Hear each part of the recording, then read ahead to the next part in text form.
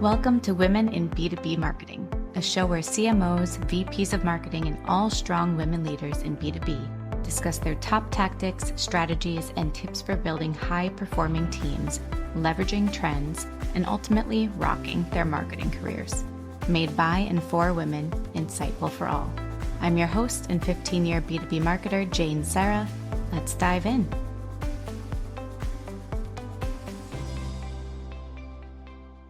Okay, thank you everybody for joining us today for another episode of Women in B2B Marketing. Today I have the fabulous Georgiana Laudi. She is co-founder and CEO of Forget the Funnel, which is also a book. If you're on YouTube, you see. For podcast listeners, I just showed the book. It is also now a podcast. I believe it launched just this month, so recently, a week or so ago. Congrats.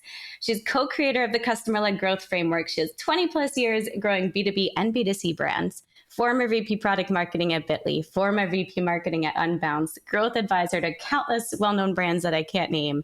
The amazing Gia. Welcome to the show. Thank you. Wow, that was quite the intro. I appreciate it. There's so much. I actually, before we dive in, I want to just read something that gave me good chills. In the very, very beginning of the book, this is just amazing. I'm reading a praise for the book, right? Oh. My team paid tens of thousands of dollars to work with Claire and Gia, and we earned every dollar back tenfold. This book shows exactly how they did it and how you can too. From Rand Fishkin. What? Amazing. Like just claps for, everyone listening knows who Rand Fishkin is. So huge to have those kudos. Amazing. Yeah, congrats. Absolutely. How did that come about? Yeah, it's funny. SparkToro. So Rand is, most well known for his work with Moz, but a couple of years ago, was it 2019? 2019 was when he launched SparkToro. So his new startup. And he came to Claire and I, basically like him and Casey were looking for sort of validation to feel like a level of confidence to launch. And he came to Claire and I, and we were like, of course, we're going to help you, of course. And so we were super lucky to work with him on that first project, which helped refine sort of the messaging that they went to market with.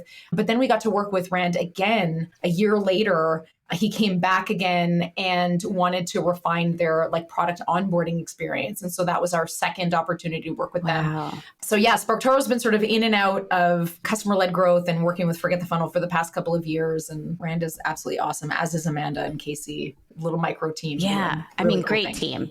Yeah. Amazing. So cool. Well, congrats again. That was just really cool to read when I was looking through this. But I always start out with this question, but if you could walk us through your amazing career path. I just shared a tiny snippet of it in the intro. So if you could, you don't have to go in through everything, but what got you into B2B and some B2C marketing in the first place? How'd you get here? I actually started in B2C. I started working for my father's business, retail, brought that business online rather with an e-commerce website. It was in the flower business, which at the time, I don't know what the numbers are now, but at the time was the fourth most purchased thing on the internet was flowers. Yes. Very, very competitive. 100 flowers and all of those. Yes. Yep. So, and also it was a really interesting time for the floral industry there was some disruption happening. And I actually got exposed to sort of the big fish eating some of the small fish and what it was like to be a local small business, brick and mortar business trying to sort of survive at that time. And so I started really diving into digital marketing. I studied communications in university. So I was already pretty well poised in that regard. So once I got exposure to this small businesses being eaten up, I was like, no, I'm going to solve this. And started learning about search engine optimization and conversion rate optimization and social media marketing and, website optimization, all that stuff that I didn't call them by those names back then. This was 2000, 2001, 2002-ish. Mm-hmm. And then because of that, I sort of fell in love with online marketing, but that was mostly in the B2C space.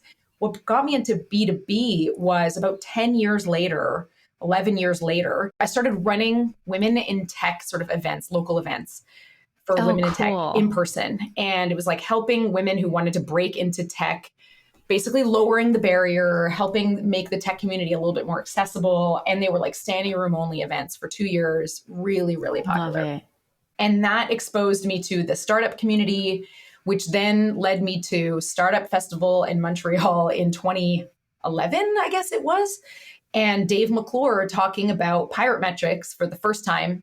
I think that was 2012. Mm-hmm. And I was like, yes, SaaS, like recurring revenue businesses, these are my people because they understand the role of marketing post-acquisition. And so I was like, finally, these are the people that are going to understand that marketing is a revenue generator, not just a cost center. So I was like, I found my people and I'm never going back. And I attached myself onto the side of B2B SaaS and sort of never looked back. Now to say that everybody in SaaS understands that revenue marketing has a role to play post-acquisition and is a revenue driver is kind of funny because, we're how many years later and we're still preaching. It's still a conversation. Exactly. That was really where I sort of tipped over into B2B was that concept of marketing playing a critical role post-acquisition. I just knew that those were the types of businesses I should be working with. Mm-hmm. Amazing. So you touched on it a little bit, like getting into product marketing and the post sign up or post customer acquisition phase and how that all loops back in. So the typical funnel, we hear from a lot of people, the funnel is dead, kill the funnel. It's now a bow tie or it's now a maze. Right. Like we've seen a million different charts, right? But tell us your stance on forget the funnel. Like, what is that all about? Yeah. I mean, it definitely first picks on the traditional funnel that is only top of funnel, middle of funnel, bottom of funnel. But I still use those terms. Oh, totally. I mean, we still use those terms too. If they, help facilitate conversation and they're what, the people that you're talking to need to hear to understand, then you use the terms you need to use, right? But where there's the obvious places where the funnel falls down post-acquisition. But then furthermore, even post-acquisition, if you're using the hourglass or the bow tie or whatever the other models are, generally they're pretty generic. So thinking about all customers as being like, okay, here's top of funnel and thinking we understand what that means, or middle of funnel or bottom of funnel, or even post-acquisition, if we're using sort of generic buckets that we're putting our customers in, especially if we're talking about product-led growth companies or like companies that are looking to scale, that's really risky because we're not getting to the sort of nuance of what customers need at those various stages. We're also not taking into account the nuance of our product, our offering, our market, right? And so they're just too generic across the board generally. I take the same issue with pirate metrics, right? Very helpful for thinking about post-acquisition and the value of post-acquisition marketing, but it is still generic. And so that's why we sort of pick on the funnel in that way, that we should not be thinking about our relationship with customers as being a funnel. We should be thinking about it as a relationship that has, ups and downs, that has milestones and needs and what customers are thinking and feeling as like full-blown sentient human beings that they are. Mm-hmm. That makes a lot of sense. And we started to touch on this before I turned the mics on, but product marketing, customer-led marketing, and then how this all comes back to the funnel. I know we were saying that marketing is still so siloed, especially the bigger your company size gets and you have various teams for each function or each channel, depending on your org structure. But there's usually product marketing in one bucket, then customer marketing in another. And the funnel typically relates to demand gen or lead gen revenue teams. So how do you see these all working together and really customer-led working towards the funnel or replacing the funnel? Right. Well, I definitely will say it depends because every team I've ever worked with, the marketing team, product marketing, customer success, sales shakes out differently at every single company I've ever worked with. So it's the answer is definitely like what works for your org. But just to go back to the funnel piece for a second, we generally think about it in terms of like a customer experience. We don't call it a customer journey primarily because we as marketers and anybody who works on product we have a association with customer journeys generally as like starting at somebody landing on our website or the buyer journey and things like that. So we want to sort of force people to think about like zooming out and thinking about the customer experience a little bit more holistically, from your customers being out in the world, experiencing the problem that you solve, all the way through to referrals and reviews and telling the rest of the world about your solution. And there's a lot that happens in there. So we talk about it as a customer experience. And then generally your customer experience will break down in 3 phases. So the struggle phase, the evaluation phase, and the growth phase. And inside of each of those phases, we should be looking at what are our customers' sort of success milestones inside of each of those. And they're different for every company. Now, to get back to your question about like how the team shakes out, well, that depends. Yeah. So, you might think about the sales team as somewhat overlapping the struggle phase and the evaluation phase, but sales comes in again, right? In growth or expansion, monetization opportunities, upsell. So sales is involved like all the way through. Marketing also involved all the way through.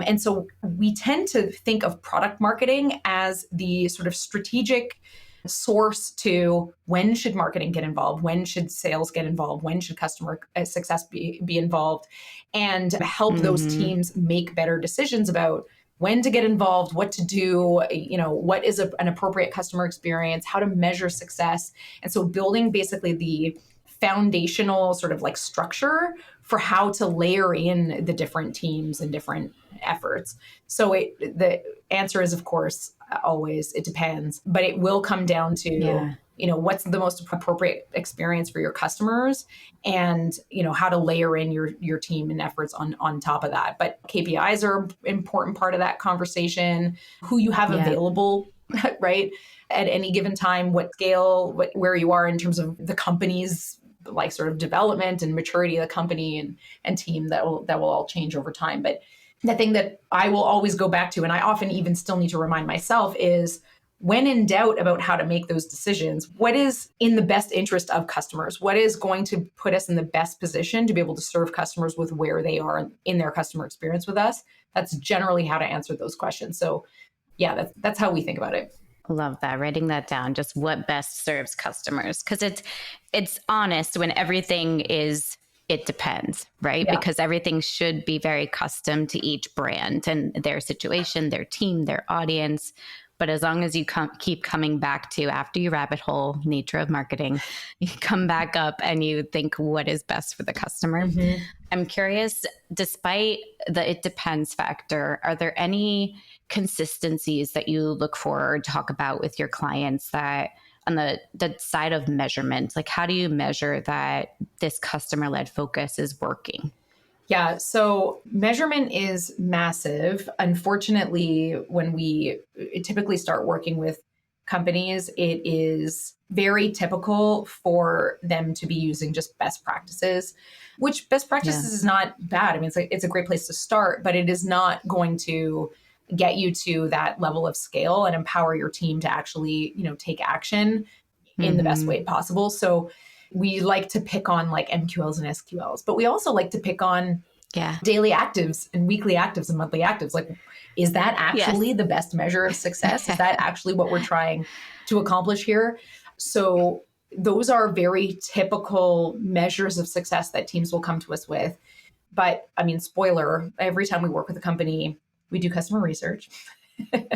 So we are always surprise. Yeah. So we can talk a little bit more about like how we prioritize customers for research, but let's just say we've prioritized, ideal customers, high LTV, amazing customers with our research. Generally what we do is we're learning about what good looks like for those customers, and we're reverse engineering their success.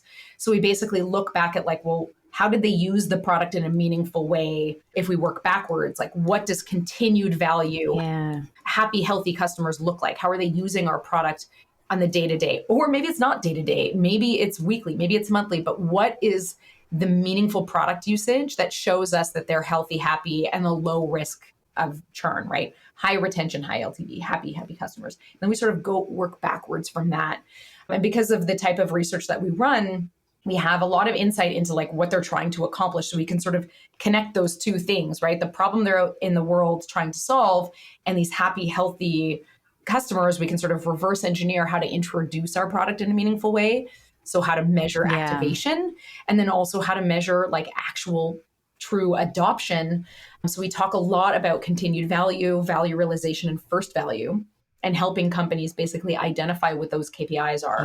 Because if we can figure those out, then the rest sort of a lot more straightforward to figure out. That's not to say that we don't learn things about value expansion and value growth and how we can help our customers sort of expand in their usage, because obviously all those opportunities open up. But from a KPI standpoint, that those tend to be the most sort of interesting to sort of unpack and help companies identify. Love that. And the first value, I'm sure, has to be different from brand to brand and what they consider that. But then it's time to first value, right? Like measuring all of those factors too. Yeah. What do you think that most brands are doing wrong? Like, where are they going wrong when you see them, or when they don't bring you in, like just where you know that they need you? Right. Unfortunately, it's too across the board, is that a lot of companies are guessing who their best customers are. And so they are, they'll come to us and say, like, we need more leads. Our marketing needs to be more effective. We need more signups. And they say we need more customers, but really what they mean by that is they want to fill the top of the funnel, because they think if they fill the top of the funnel, it'll like trickle down into more revenue. And they want to make major investments on the marketing side without, unfortunately, having a solid foundational understanding of who their best customers are.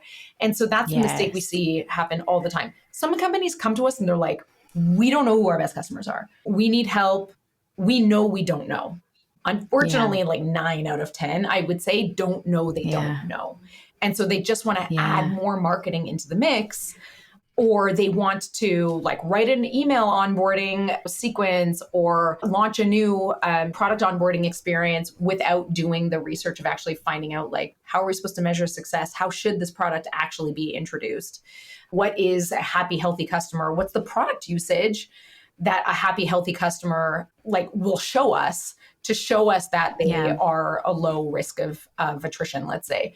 So it's really like relying on guessing, best practices, intuition. Not to say that all of those things are not important, maybe not the guessing part, but the intuition and experimentation and best practices are very important. But I think that we all do a lot more guessing than we need to do, because honestly, even very limited amount of customer research, we can be so much better informed about what that experience should look like for those customers, how to measure actual meaningful product usage and engagement, but also how to go out into the market and speak to them about where they're at, know what solution are they firing in order to hire our solution, what are the watering holes that they hang out in, what are they evaluating us against, the old way versus us, and how to compete against the old way.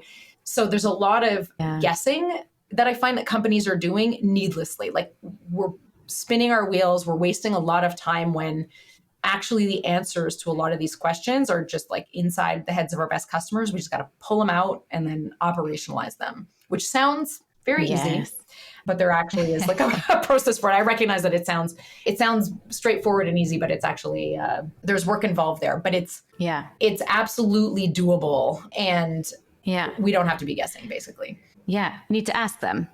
Agreed. But I see exactly what you're saying. So I'm thinking back to just previous companies and almost all of them, right? It's like, where do our customers hang out? Where do they spend their time? That's like the top question for a marketer. So we can be there and put our ad dollars there. Yeah. I mean, it's good to do research also, but you can just ask. So identify your top customers, ask them. But then the hard part, like you're saying with operationalizing, is doing something with that data, right? How many times do we run a survey and the results just kind of sit there, or our sales team asks great questions on calls and that information goes nowhere? Like making sure that that info is pulled from wherever it is and used and put to use. So huge reminder there. That's exactly right. And I think the operationalizing part it can be daunting, but it can be quite straightforward as well. Like if you do this foundational research ahead of time where you identify, okay, those are the 3 phases our customer goes through. What are the individual sort of milestones or leaps of faith that our customer takes in our relationship with us? And you can operationalize around those milestones and develop KPIs.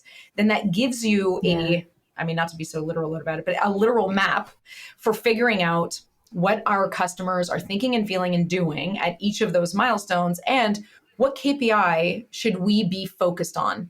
And that really gives all of us a sort of foundational understanding to start with, but also layer on to. So if sales has an insight, well, what part of the customer experience does that insight apply to? Who could that be useful to? And it gives us all a sort of central, place to have those conversations and create that shared language so that customer insight can then be sort of democratized and across the organization.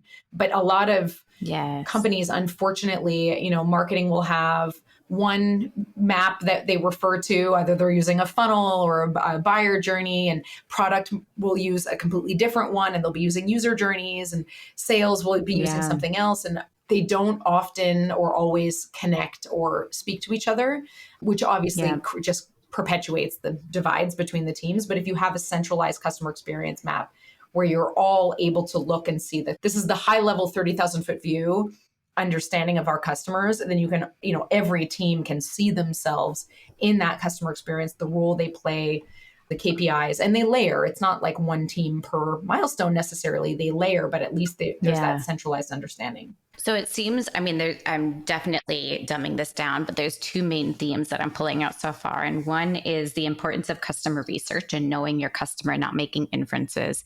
And the second is alignment across the entire company on the importance of the full customer experience.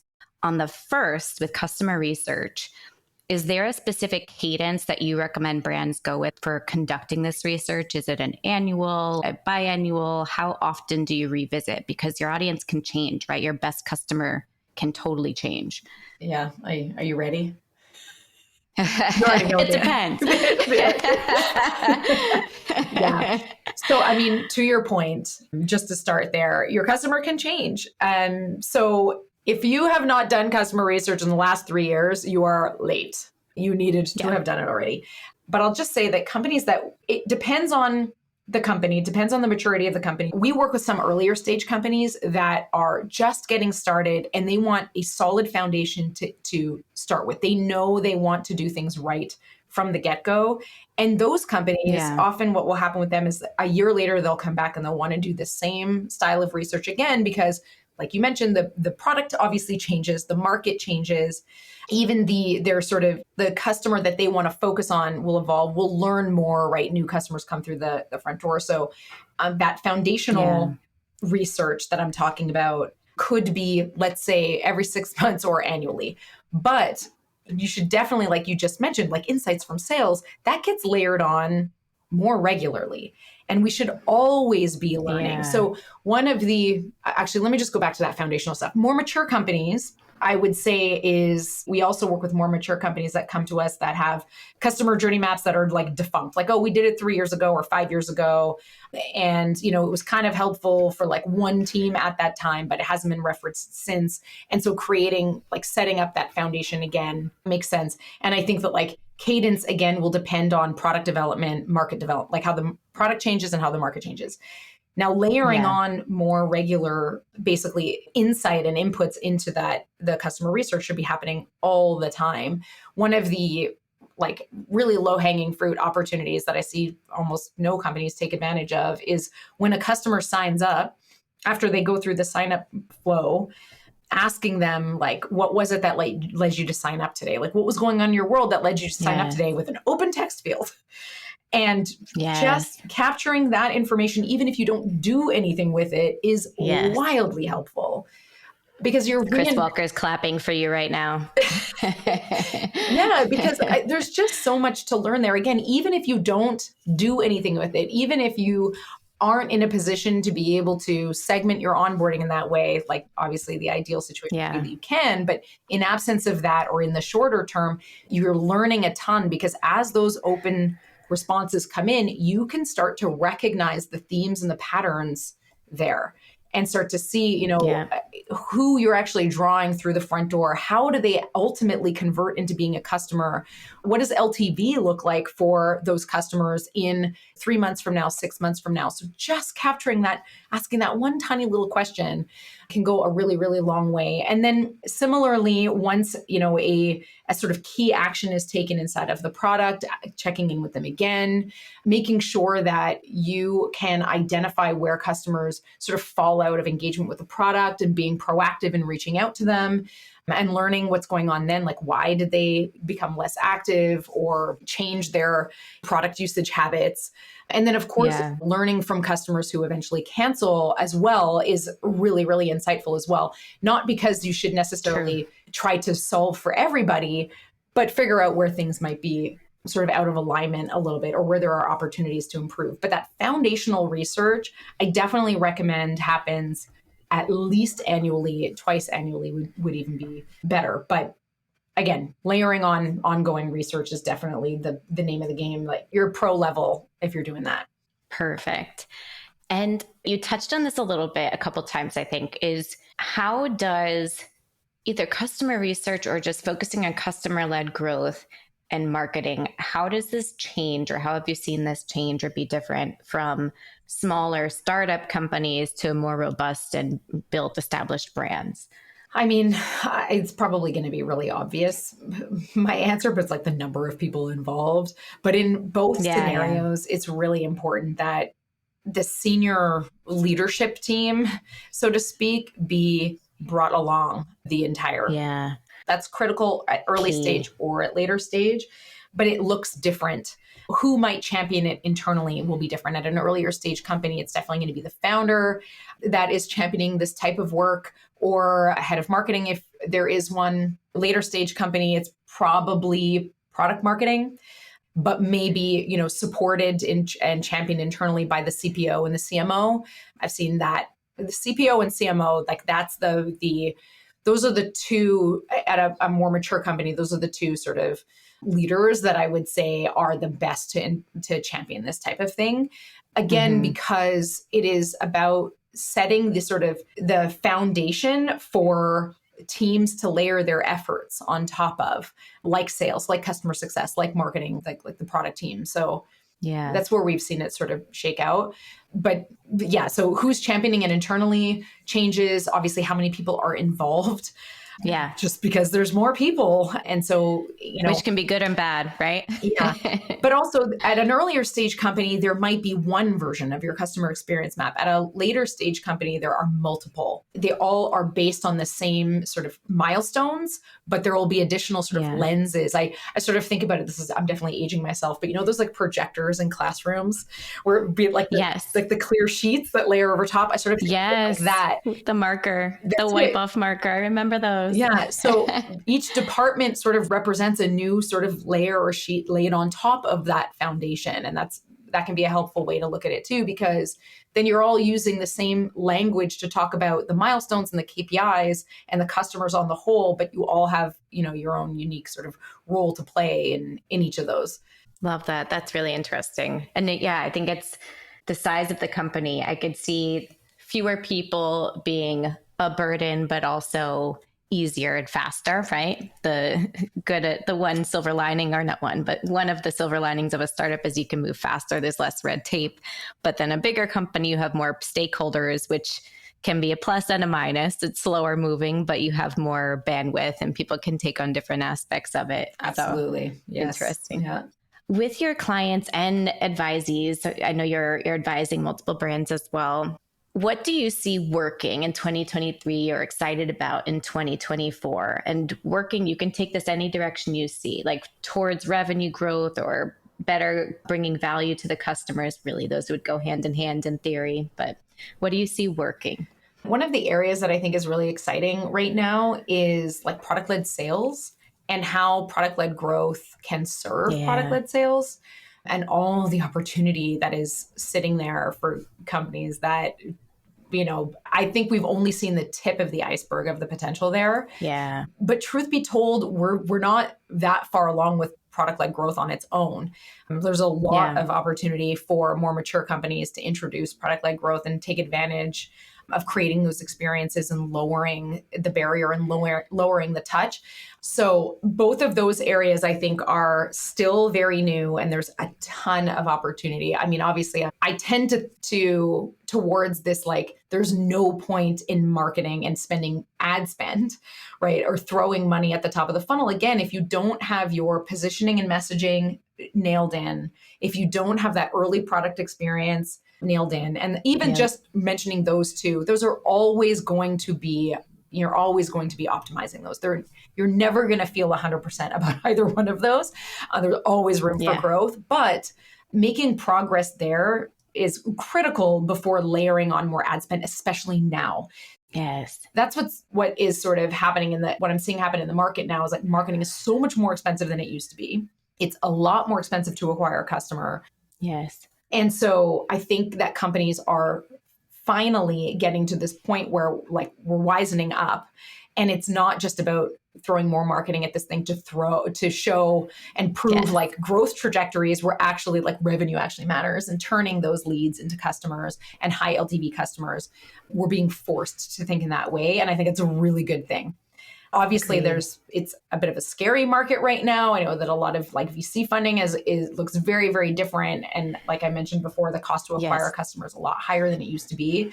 But I think that inevitably that was always the right way to go about things, was to get smarter at like your conversion rates and focusing on your trial to paid or your free to paid conversion rate. You should have always been focused there. And I think that now companies they don't have a choice. Yeah. And I think that's a very good thing. So product-led growth, the opportunity there, doing a better job of meeting customers where they are at scale is a really interesting sort of space right now, and a good opportunity for companies that I think that it never ceases to blow my mind when I talk to a company that is, so sophisticated on the product side of things, but yet their mechanisms for communicating the value of the product are just not there. I'm like, it's 2023. The technology exists to do this.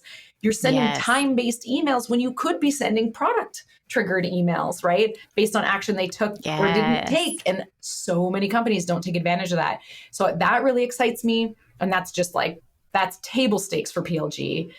And then, as I mentioned at the beginning, identifying opportunities for product-led sales is also a really cool space right now, because I think that some of the more mature companies that have a real sort of motion there, like a legitimate sales motion, that want to get a lot smarter in how they're running sales. Also, there's a ton of opportunity to identify leads within that sort of the customer bases that maybe we couldn't identify before, again, because we're getting smarter about what do good customers look like? What does actual product value look like? How do we measure that? Which gives sales an opportunity to identify those customers and do like proactive outreach and make their job a lot easier. But again, these are all things that like sound straightforward and of course we should be doing this. But as companies are being pinched for resources, a lot of teams are shrinking in size right now. We're being forced to do more with less.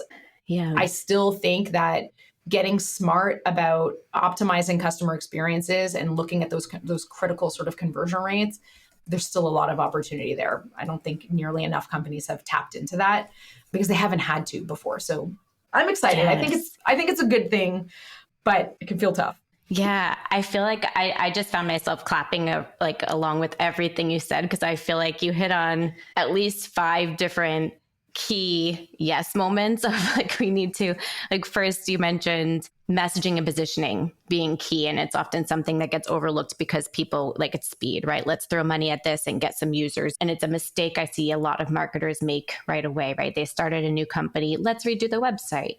I'm very much of the mindset of no, let's pause and first find out, is this who our audience is? Everyone, when I first come into a new company, I always hear, we already know who the audience is. We don't need to spend time on that. Let's speed up and do this. So often I've heard that. I'm like, do we though? So I love that you're reiterating we need to focus on messaging and get that right before we throw more marketing dollars in. And yes, product triggered emails. I mean, this customer-led growth and PLG mindset really involves every team member. If you think about it, like the alignment that's email specific, email teams, you're right. So many are still using scheduled sends and triggers based on something in their CRM. They clicked on an ebook. Okay, send them this, which can be great too. But there's this whole other product component that should be factored in. I mean, preach. I want to go back to one thing. So with PLG, I think there's a conception that PLG is just for those targeting SMB and small businesses, not when you get to enterprise. I'm curious what you think about the conception, and is PLG for one type or size or for all? Oh boy, that's a great question. I definitely think that every a company can benefit from introducing product-led strategies, even those that sell into enterprise. So this is a conversation that actually I have often, which is like, who should we be targeting? Is it the economic buyer? This is not language that a founder would necessarily use in a conversation with us, but essentially what they're asking is, should we be targeting with outbound sales, or even in our messaging on our website, that economic buyer or more that functional user? Again, that's not language that a founder would ever use. But a lot of folks do get stuck there. And there are cases where this is maybe not true, but I would say that 9 times out of 10, and by the way, I would say 10 times out of 10, but I reserve the right to be wrong in some capacity. Generally, we advise the person who feels the pain that your solution solves is who you should be focused on in your marketing and in your positioning and messaging on your website and in your early product-led experiences that you create. If you're serving into we're talking about B2B here, right? So if you're serving into an enterprise, right, or where there are multiple people involved, there's nobody more important than that champion. If you cannot get buy-in and win that champion, that functional user, the person who feels, sorry, I shouldn't say functional user because that isn't always, I'm being too black and white about it, but essentially that the person who feels the pain that your solution solves, whether or not that's a functional user or a manager, right? The person who's closest to the problem. If you can't win them over, there's no economic buyer or technical buyer, or in some cases, functional user to even worry about. So focusing on them is generally, again, I'll say 9 times out of 10, but arguably 10 times out of 10, your biggest advantage is to focus on that person. And I am often hard pressed to work with a company where I cannot find an opportunity for them to leverage product-led growth in some way, shape, or form to prove to that champion that this solution can solve a problem for you, even if it is a sandbox account available on your website, or what I call like faux freemium, where you give that champion some sort of opportunity, even if it's with like dummy data or whatever, you give them an opportunity to kick the tires to see, can this thing actually do what the website said it could do for me? And sort of prove it and give them an opportunity to, again, kick the tires. And that's like a faux freemium, right? It's not a true freemium model, but it is still product led. And it's still an opportunity for that champion to get in there, see how it feels, see what other team members' experience might feel like. Does it actually solve the problem that, the marketing site said that it does? So that's kind of a no-brainer. There's also like interactive demos. There are all kinds of things that can happen sort of in that product experience that helps that champion basically see that you can do what you promise you can do on your website, to then get buy-in from economic buyers or stakeholders or other people that might be involved in the buying decision. So that champion is like number one. Is there also an opportunity to, in tandem, do an outbound strategy to that economic buyer? Sure. But that doesn't mean that product-led growth isn't an opportunity for you. I mean, again, it's 2024. The technology exists. There's absolutely no reason not to leverage your product to sell it for you. And that's just one example of introducing product-led growth. There's many, many others, but it's a low barrier way. I work with a lot of enterprise, more complex products where I say like, well, do you have a sandbox account that you use on your demos, right? Yeah, that's true. Well, can we create an instance of that is like locked down that you can make available, or even, capture an email address in order to gain access to it? And generally, the technology already exists to do that. So it can be a real low barrier way to use the product for growth. Have you heard of tools like Testbox and Walnut that let you for enterprise? Awesome. I love Testbox. Big fan of theirs.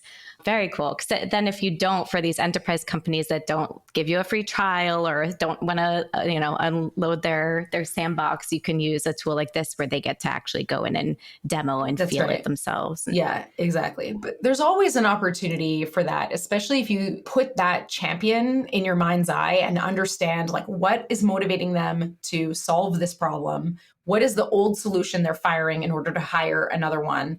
What are their deal breakers, anxieties about, changing things and making a decision to choose something new? If you have that insight for that champion, the product-led opportunities basically that you have available to you will become a lot more obvious.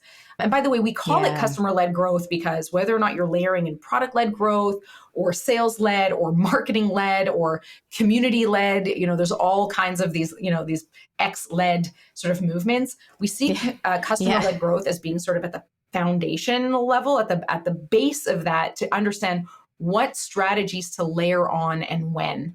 What are the situations in which we should be leveraging PLG? What are the situations that we should be leveraging, PLS, right? Product-led sales, or all the other opportunities that might be available to us. It's at the end of the day, what is in the best interest of our customers?